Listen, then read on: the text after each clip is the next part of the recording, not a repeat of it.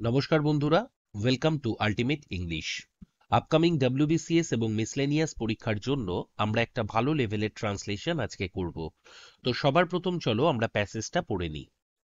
বলছে, আমি পরীর দিকে তাকাই, রুগ্ন, সে কাঁপতে কাঁপতে দেয়ালে সেপ্টে বসে আছে, গলা পর্যন্ত কম্বল জড়ানো। সে এত জোরে কম্বলটা ধরে রেখেছে যে তার আঙুলগুলো ফ্যাকাশে হয়ে গেছে। তার পরনে এখনো সেই ধুলোমাখা ছেঁড়া জামা। তার গলায় ঝুলে থাকা হলুদ রঙের নেকলেস অস্বাভাবিকভাবে ঝলমল করছে, যেন জাদু আছে। তাকে দেখে নিরাপদ শব্দটা একদমই মনে আসে না, তবুও আমি মাথা নাড়ি। এবার দেখো, এখানে প্যাসেজে বেশ কিছু শব্দ আছে যেগুলোর ইংরেজি আমাদের সবার প্রথম দেখে নিতে হবে। তো এখানে এই তাকানোর জন্য আমরা লুক অথবা গ্লান্স অথবা কাস্টে গ্লান্স শব্দটা ব্যবহার করতে পারি। রুগ্ন, রুগ্ন বলতে কি, যে দুর্বল, অর্থাৎ একেবারে তার চেহারা ভাঙাচোরা। তো এটার জন্য আমরা ফ্রেইল শব্দটা ব্যবহার করতে পারি, FRAIL, অথবা চাইলে এখানে আমরা সাঙ্কেন শব্দটাও ব্যবহার করতে পারি। কাঁপতে কাঁপতে, এটার জন্য আমরা শিভারিং অথবা ট্রেমলিং শব্দটা ব্যবহার করতে পারি। দেয়ালে সেপ্টে বসে থাকা, তার জন্য আমরা ব্যবহার করতে পারি প্রেসড এগেইনস্ট, অথবা চাইলে আমরা হাডলড শব্দটাও ব্যবহার করতে পারি, HUDDLED, এবং হাডলডের সাথেও তোমাকে এগেইনস্ট শব্দটা ব্যবহার করতে হবে। ভয় পেয়ে দেয়াল ঘেঁষে থাকা বা দেয়াল ঘেঁষে বসে থাকা, এর জন্য এই শব্দটা ব্যবহার করতে পারি। পরের শব্দ হচ্ছে গলা পর্যন্ত কম্বল জড়ানো। এটার অর্থ সে গলা পর্যন্ত কম্বলটা টেনে নিয়েছে, তাহলে পুল আউট শব্দটা ব্যবহার করতে পারি। আর গলা বলতে এখানে আমরা চিন শব্দটা ব্যবহার করব। সে এত জোরে কম্বলটা ধরে রেখেছে যে তার আঙুলগুলো ফ্যাকাশে হয়ে গেছে। এখানে এই আঙুল বা আঙুলের গিটের জন্য আমরা ব্যবহার করব নাকলস শব্দটি। আর ফ্যাকাশে হয়ে গেছে বলতে আমরা হোয়াইট ব্যবহার করতে পারি, অথবা ব্লেঞ্চ শব্দটা ব্যবহার করতে পারি, BLANCHED। এটার অর্থ হচ্ছে ফ্যাকাশে, এই অর্থে ব্যবহৃত হয়। তার পরনে এখনো সেই ধুলো মাখা ছেঁড়া জামা। ধুলো মাখার জন্য তো আমরা ডাস্টি শব্দটা ব্যবহার করি, ছেঁড়া শব্দের জন্য টর্ন অথবা ট্যাটার্ড শব্দটা ব্যবহার করব। টর্ন ব্যবহার করতে পারি, কোনো আপত্তি নেই। তার গলায় ঝুলে থাকা হলুদ রঙের নেকলেস অস্বাভাবিকভাবে ঝলমল করছে, তাহলে ঝলমল করার জন্য আমরা ব্যবহার করতে পারি গ্লোজ শব্দটা, অর্থাৎ বলতে পারি গ্লোজ উইথ অ্যান আনন্যাচারাল অথবা এনচ্যান্টেড লাইট। নিরাপদ ইংরেজি সেফ। আর মাথা নাড়ার জন্য আমরা নট শব্দটা ব্যবহার করতে পারি। তো চলো আমরা পুরো প্যাসেজটাকে ট্রান্সলেট করার চেষ্টা করি লাইন বাই লাইন, যদিও আমরা চেষ্টা করব এটাকে ভাবানুবাদ করার। তো সবার প্রথম সেন্টেন্স কি বলছে, আমি পরীর দিকে তাকাই। এখানে খেয়াল করে দেখো, তাকানো আছে, আবার এরপরে হয়ে গেছে, অধিকাংশ সেন্টেন্সই কিন্তু প্রেজেন্ট টেন্সে রয়েছে। তাহলে খাবোখা আমি পাস্ট টেন্স করতে যাব না। তাহলে প্রথম সেন্টেন্সটাকে আমরা যদি ইংরেজিতে লিখি তাহলে কি হবে, আমি পরীর দিকে তাকাই। এটা বলতে পারি I cast a glance at পরী।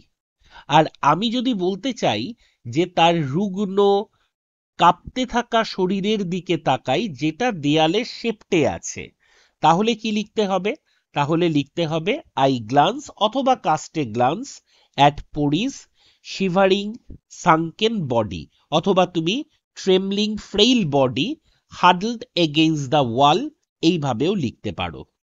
তো চলো লিখে নি ফার্স্ট সেন্টেন্সটা।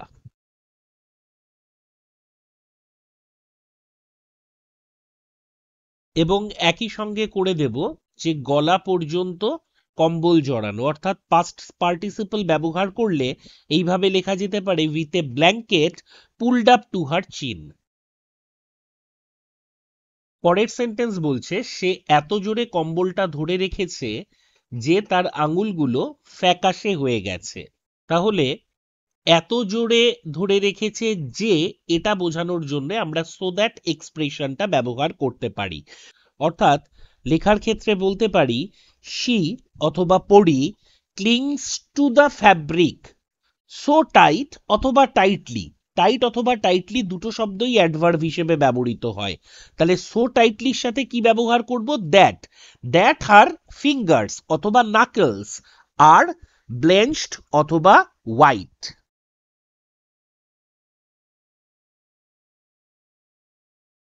পরের বাক্য বলছে তার পরনে এখনো সেই ধুলো মাখা ছেঁড়া জামা।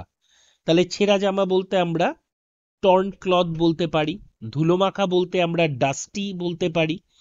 তার পরনে এখানে আমরা এইভাবে লিখতে পারি যে she is in the same cloth, অথবা ইজ ব্যবহার না করে আমরা ওয়্যারস অর্থাৎ WEARS পরিধানের জন্য ব্যবহৃত হয় সেই শব্দটাও ব্যবহার করতে পারি।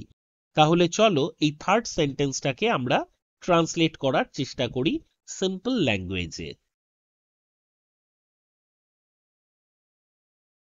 এবং এর সঙ্গেই যুক্ত করে দিতে পারি তার হলুদ রঙের নেকলেস ঝলমল করছে অস্বাভাবিকভাবে, যেন জাদু আছে। যেন জাদু আছে চাইলে আমি এখানে অ্যাভয়েডও করতে পারি, অথবা লিখতে পারি ইট সিমস ম্যাজিক্যাল।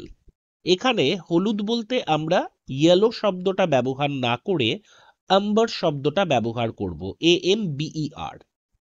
তাহলে যখন সেন্টেন্সটাকে ট্রান্সলেট করব একই সঙ্গে অ্যান্ড দিয়ে যুক্ত করে দিতে পারি যে she is still in the same dusty torn clothes and the amber necklace glows with an unnatural enchanted light.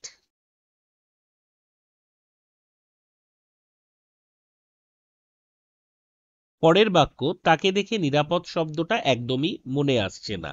তাহলে নিরাপদ মানে কি? সেফ। তাহলে আমরা এরকমও বলতে পারি যে safe is the last word. Last word মানে কি? একেবারে শেষে যদি মনে করতে হয় তাহলে সর্বশেষে সেফ ওয়ার্ডটা তোমার মাথায় আসবে। তাহলে লেখাটাকে আমরা এইভাবেও সাজাতে পারি যে তাকে দেখে নিরাপদ মনে হচ্ছে না, তার মানে safe is the last word that comes to my mind, অথবা I would use to describe her. তারপরেও কি বলছে? তবুও আমি মাথা নাড়ি। তাহলে তবুও বোঝানোর জন্য আমরা স্টিল শব্দটা ব্যবহার করতে পারি, আর মাথা নাড়ানোর জন্য নট শব্দটা ব্যবহার করব, অর্থাৎ স্টিল আই নড।